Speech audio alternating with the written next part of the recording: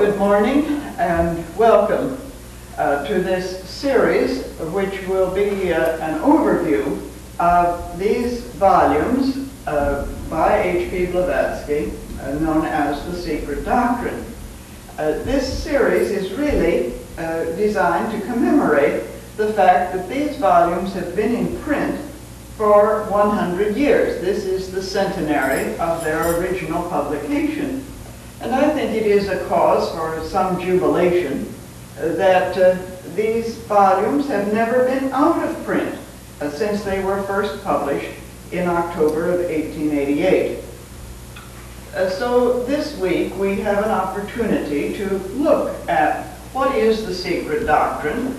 This is the 1978 edition, which maintains the original pagination, and this is the way they were when they came out, just 2 volumes. There have been a number of different editions, but this is the one that I will be referring to, and I will look at some of the ideas in this work and also discuss some of the principles.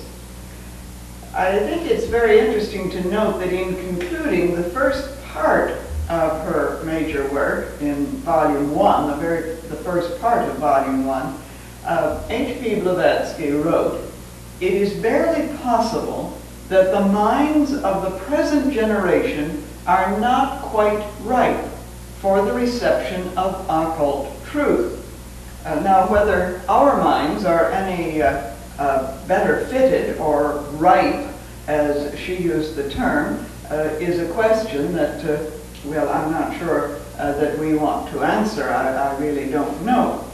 But we will be looking a little bit later this morning at something of what the mind process was. What was the mind of the times in which H.P.B. wrote these volumes? I will be referring to her more as H.P.B. That is simpler than saying H.P. Blavatsky or her full name, Helena Petrovna Blavatsky. So H.P.B. There is no question, of course, it seems to me, as to the influence of these volumes, the influence of the ideas that were presented by H.P.B.'s exposition of the esoteric philosophy upon the world of thought. Not only have outstanding thinkers in many, many fields, men of science, leaders in other fields, religious studies, for example, examined these postulates presented in the Secret Doctrine, and indeed many have openly admitted that they were inspired by these ideas, that they, whether they acknowledged the ideas or the source of the ideas, many have acknowledged that it was from a study of this work that they derived their inspiration. At the same time, countless thousands of individuals have derived inspiration, as well as a deeper comprehension of life's mysteries and the nature of man and understanding of our own being from a reading of the Secret Doctrine. So in a little while, I want to discuss what was the frame of mind 100 years ago and what is our frame of mind today. Certainly there has been a tremendous shift in consciousness that has taken place during this past 100 years. One can see it, and certainly a very dramatic shift in the last 50 years, and probably even more dramatic in the last 25 years. I've put on the board the dedication which H.P.B. gave to these volumes, and I think it's worth calling attention to. This work, she says, I dedicate to all true theosophists. That's an interesting term. True theosophists. Now, she doesn't say members of the Theosophical Society, but rather true theosophist. What is a theosophist? He is a seeker after truth. And he is a knower. He derives that knowing from an interior comprehension of the nature of reality. So in every country and of every race, for they called it forth And I think that too is an interesting phrase. They called it forth.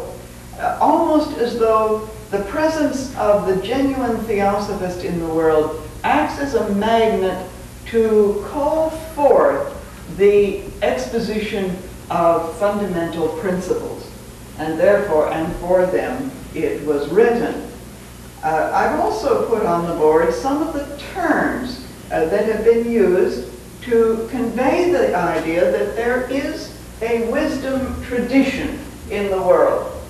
When the Secret Doctrine is written, underlined, that, or italicized, or whatever you want, when I've underlined it, that is a reference to these two volumes, to the work written down by HPB. We will be looking tomorrow at who was the author to some extent. When it is written without being underlined, and often HPB says in the course of this book, The Secret Doctrine, she's referring to this particular tradition, which for many people was often an oral tradition, that tradition taught in the mystery schools. And so this is distinguished from the volumes themselves. Another term that's used very frequently is wisdom religion. Not a religion, not a creed, not a set of beliefs, but the original knowing, the original religion, which was wisdom itself, the wisdom religion. Esoteric philosophy, and again you will find in these volumes that term used. I didn't put it down here, but also occult philosophy or occult science, occult and esoteric having, of course, the same meaning. Gupta Vidya and Brahma Vidya. The word vidya comes from the Sanskrit root vid, to see, to perceive, to know. And so this is a seeing, a certain vision, a way of seeing. Gupta means hidden. So it was that seeing of that which underlies existence, that which is hidden, or the seeing of the origin of things, Brahman, the creative principle, a perception of that in operation. Bodhidharma. Dharma, again, a very difficult word to translate, but has many meanings. Truth, duty, righteousness. That which supports, that which nourishes the universe. The Sanskrit root there is dri, to support, to nourish. And bodhi is wisdom, is understanding, comprehension. We have it in buddhi, in the Buddha was the individual who was enlightened. So this is the truth of enlightenment, if you like. I didn't put down, and we could also put the Greek term, gnosis. And this, of course, is the same as the Sanskrit jnana. Jnana yoga, HPB calls it, and the GN. And this, of course, gives us the English knowing. And students of language, the GN, JN, KN, this is all the same root in the Greek and the Sanskrit and in our English, knowing. More contemporary writers have used the phrase, Aldous Huxley, for example, used the phrase perennial philosophy, that philosophy which is always present in the world. Houston Smith speaks of it as forgotten truth, the truth which is really basic to our nature and which we have forgotten, which we no longer remember. And of course, we call it, or many call it, we know it, perhaps more directly, although most difficult perhaps of all to define, theosophy. It is indeed theosophy. So I hope that these words, these terms, which can be used interchangeably, may be helpful to see. Each gives, of course, a slightly different meaning, but basically the same meaning. Now, I've given all of you an outline of what I hope to cover, and as you will see, this first session together, I want to talk about awakening a new mode of thought. However, before getting right into that subject, I was interested in reading or rereading a statement by Neil Armstrong. Neil Armstrong, as you probably know, is best known as the first man on the moon.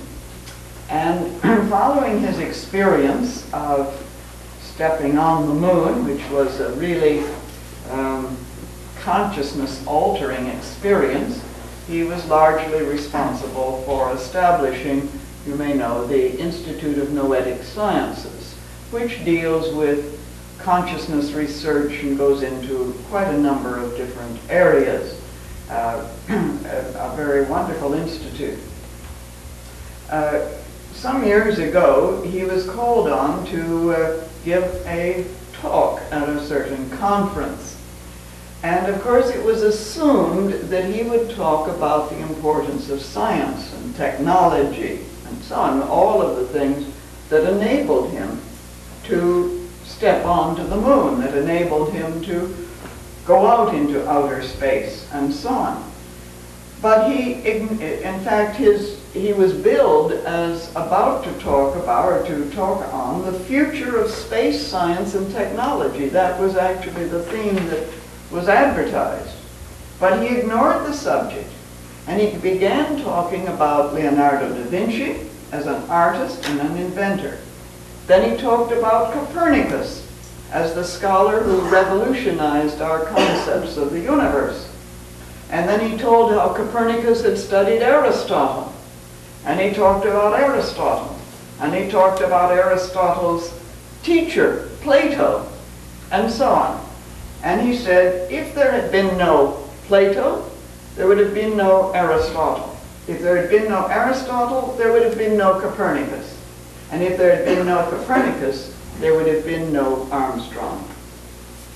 Now, I think it's a very interesting sort of succession, because what he was pointing out is that while we are immersed in science and technology, and we're caught up in this, and much of our thinking is influenced today by science and technology, the scholarly roots, the roots of that technology lie in great universal ideas, great concepts, that we tend to look at the moon landings, at the satellite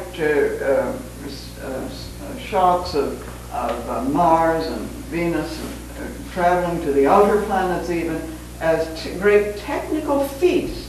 But all of these sprang out of philosophical speculation and the philosophy of individuals who had never seen a rocket, who had never even knew about electrical systems, but without whose ideas rockets and electrical systems and all the rest of it would never have been. In fact, without whose conceptions, Armstrong said, without whose basic conceptions, we would still be rowing galleys across the waters. Perhaps we might not even be doing that. So he suggested that it's out of the humanities, the speculative world, that our greatest advances have come. And perhaps that's one of the reasons why it's worthwhile looking at a work that was published 100 years ago and that contains great ideas, universal principles. Even more to the point, in the question period that followed Armstrong's talk, he was asked what field of inquiry he would recommend for the young student who wanted to anticipate future needs. Now, today, most young people go in for computers and computer science and so on. His answer was that the area that needs to be studied is the humanities, and that we must learn more about our behavior and the ways we relate to one another. He said, I think that's the most important direction we can take, basically to begin to understand ourselves. Amazing. So I cite that as just an illustration.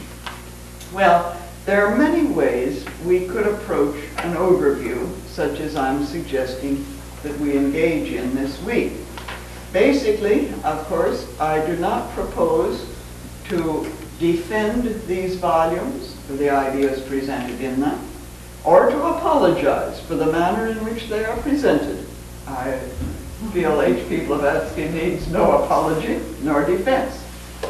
First of all, we must recognize that the principles that are enunciated in the Secret Doctrine were given not in some final sense of revelation, but as testable verities. And in this, the study of these two volumes differs from all ordinary textbooks, all ordinary studies, in that the testability, the verification, lies not in external laboratories, in situations that are external to ourselves, but the testability is unique. It lies in the interior transformations that must occur if there is to be comprehension of the ideas. Furthermore, of course, a student, any student, could, if given enough time and energy and interest, collect the supporting evidence from all the world's religions, philosophies, sciences, arts, cultures, mythologies, and so on. And from that mass of evidence could, presumably, deduce certain fundamental theses or principles. But the ultimate validity of the principles is not because they have been gathered from so wide and ranging a background, but must rest finally on each one's individual intuitive and spiritual perception, as well as on his own inherent integrity in the search for truth. So remember that while we are referring to these volumes, they are not to be viewed as revelation, nor as the final statement of truth concerning man's origins and the origins of the universe. There is still very much work for the earnest student to do, as we will be suggesting, both in uncovering and in interpreting the basic principles embedded in the doctrine, and even more importantly, in testing their validity in our lives. If we are not different as a result of this study, then we have not really encountered the Secret Doctrine. Actually, I think to exhaust the significance would require far more intuitive sensitivity than is present in most of us. The hints and the clues that are given are designed, I submit, to awaken the intuition of the student, to stimulate deeper thought. And that's why I want to talk this morning about awakening this new mode of thought. It's really not possible to teach sensitivity to truth. One can teach a lot of things about, but I think that is something to teach, that sensitivity to order, to beauty, to truth. I think it's something that perhaps it's possible to awaken through exposure to universal principles. And so it seems to me that is what we're looking at. It's to those principles which are presented to us, leaving us to work out both the concepts that derive from them and their applications in our lives. The emphasis throughout is really on what we may call first truths. Now, HPB clothes them in these truths in a great deal of symbology, allegory, legend. She uses the science of her time, the tradition in which she herself grew up, and in which she was embedded. So one has to look at that. Pythagoras, who of course was in this line of the tradition of the wisdom religion, and to whom she pays tribute, of course, the teacher of Socrates and Plato. Pythagoras said that there are ideas that have a dynamic, that have an energy within them, that move one. And this is indeed what is present, I suggest, in these volumes.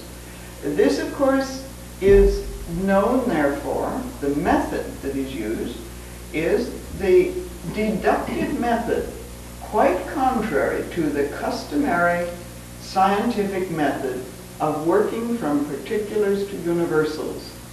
This is another thing that may make it sometimes difficult. Because what is established are universal truths, first truths, truths which are self-evident when they are really understood. The approach then, this approach is fundamental to the esoteric philosophy. It's through correspondences or analogies. And HPB makes this very clear. She emphasized the necessity of using analogy as the guiding thread to an understanding. It's the primary means to bridge the gap between the metaphysical and our experience in the physical world. So I suggest that for the individual who is willing to grapple with great ideas and who begins to perceive in these ideas their transformative power as well as their practical application, the study of the Secret Doctrine is an exciting adventure. It's a never-ending quest. Not so much in building up information. One can, accumulate a kind of encyclopedia of information, data presented in, and so on. This equals that, and so on. That is not the purpose, it seems to me. But because one can accrue that sort of thing as you come to understand the terms more and more. Many terms are employed that may seem strange and turn off many students. But what is after is the development of a new way of seeing, the development of wisdom, which means the growth of those capacities within us, which I think enable us to live more creatively, more significantly, more meaningfully, so that we have a wider vision and a broader understanding. So we need to look a little bit at some what I have called this awakening, a new mode of knowing. HPB, incidentally, I should mention that I have brought here, and you may want to look at some of these during the break. I'll talk more about it afterwards. Some of the works that have derived specifically that are commentaries on the Secret Doctrine. I've sort of raided my own library.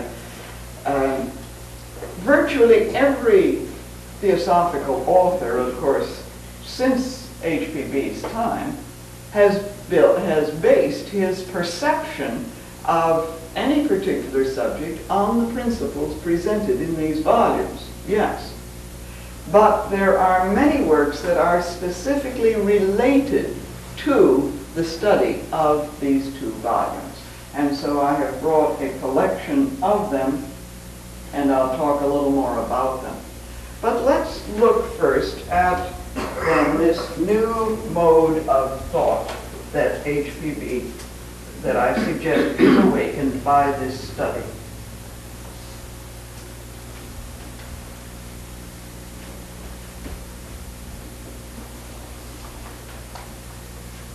I'll leave up the dedication because I think that's important. Now, in volume 2, page 335, and all of my references, incidentally, are to the original volumes, but in the 1978 edition, and there is available, if you have the 6-volume edition, for example, there is available a concordance to the 4 copyright editions. So you can always get hold of a concordance. For those who have what's known as the Adyar edition, a 6-volume edition, this concordance is available. If you should get the new edition, the 1978 edition, this concordance is given in the third, the volume that goes with these two, which is the Index and Bibliography. And I might just say that this was prepared by Boris Dzirkov, this whole edition, corrections made, and the Sanskrit updated to the contemporary way of the presentation of the Sanskrit and so on. It's the most complete index that has ever been prepared. And in that there is also this concordance is published so that it's very useful to have. But that concordance is extremely valuable. So, page 335 of volume 2, HPB says that the comprehension of the occult doctrine, there again is another term that's used, is based on that of the 7 sciences, which sciences find their expression in the 7 different applications of the secret records to the exoteric texts. Tomorrow I'm going to talk more about that particular phrase. Thus, she says, we have to deal with modes of thought on 7 entirely different planes of ideality. Now, there isn't going to be time to explore everything of this in detail.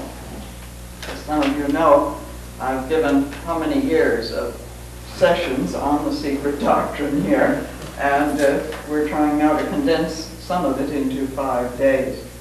Every text, she says, relates to and has to be rendered from one of the following standpoints. So she enumerates these. 1, the realistic plane of thought. 2, the idealistic.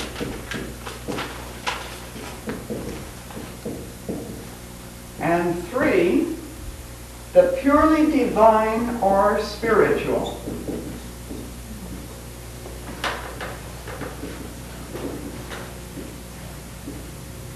Very interesting.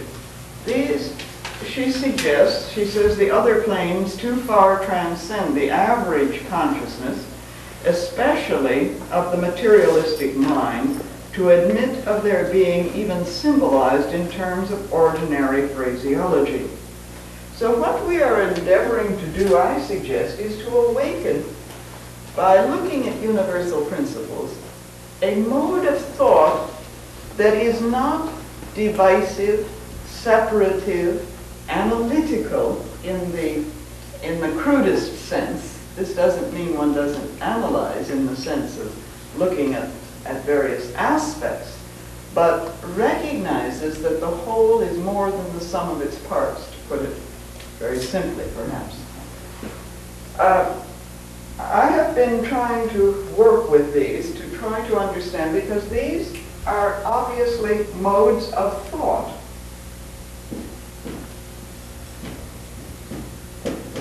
Which means they all refer to the realm which is technically known in the Sanskrit, and which HPB uses, as the realm of manas, which is a direct reflection of a primary concept, primary idea, found in the Secret Doctrine, that the universe is through and through conscious, intelligent. That consciousness is the very fabric of the universe. And therefore, the creative principle is the universal mind, if you want to call it that, or Mahat, as HPB refers to it. So that from Mahat, reflected then, is manas, is the capacity to know, to respond in a knowing manner. So these are modes of thought, of manas. Now manas turned, if we can put it this way, turned towards the realm of experience, must be realistic. That is, it deals with that which appears to be real. This is my suggestion. Then we may want to discuss it, and you may come up with something else. but it is that which looks outward and which gives thingness to all that we see, and suggests, therefore, that it has its practicality. And the more I've played with this, the more, to me, it begins to come as a kind of interior insight. The idealistic is that which deals with, we can say, the archetypes, or the archetypal realm. What are those ideals in Aristotle, those ideal forms, Plato also, those archetypes in which the ideal is set forth. This is, as it were, monos, mind in its own realm, you see, the idealistic, the archetypes. We can talk a little bit more about that. The divine or spiritual mode is that which looks upwards, if you like, to that realm of pure knowing which is beyond all language, which is beyond any description, therefore. Consequently, HPB speaks further of these ancient religious texts and states that the mode of thought in which they were originally written has to be found out and closely adhered to during the process of interpretation. So one has to begin to understand what was the mode of thought in which these original works were given. For example, the oldest religious scripture in the world is the Rig Veda. Now, what was the mode of thought which inspired the ancient rishis of India in presenting in that remarkable hymn, the hymns of the Rig Veda, the patterns that, it was a mode of thought that dealt very much with pattern, I suggest, if one reads the Rig Veda, and therefore with the idealistic mode of thought, really, but flowing from that divine or spiritual mode of thought. But then she lists further some of these modes to which she's referring. She says it is either symbolical, and we can put these down and begin to see how they develop out of this. It is symbolical, which she says is the archaic mode of thought, emblematical,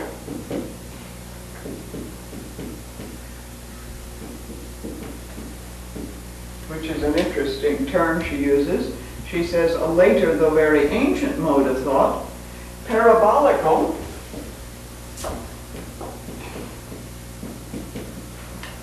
that is in parable. You remember the Christian master said that to the masses, to the people available, he spoke in parables, but to the disciples with an inner wisdom. And so parabolical, which she also calls allegory, hieroglyphical,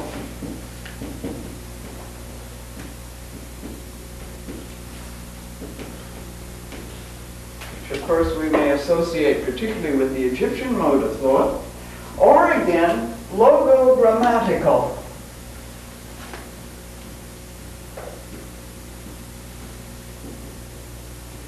And it's interesting, all of these really refer to the idealistic, that is, to the archetypal. Logogrammatical, incidentally, which she says the most difficult method of all, is that method by which every letter in a name, for example, Abraham, or Adam, or any of the, or in the Kabbalah, the very names, every letter represents a whole word. And so she says, no one who is not initiated into the mystery of the occult religious logography can presume to know what a name in any ancient fragment means before he has mastered every letter that composes it.